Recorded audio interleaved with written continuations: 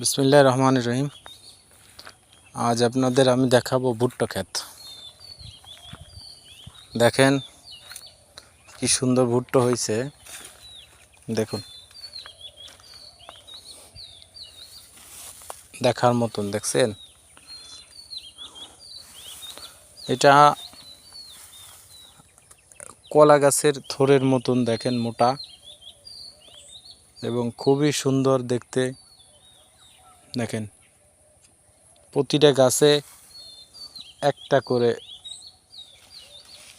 মাঝে মধ্যে কোনো কোনো গাছে দুইটাও আছে ভুট্টা। মূলত আমাদের দেশে ভুট্টার ফলনটা কম, কিন্তু এইটা দিয়ে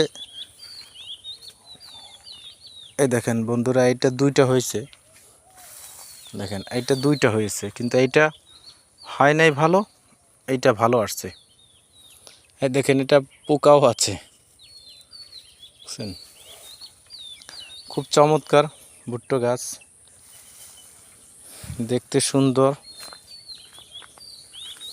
এবং গাছগুলো সেরকম সুন্দর।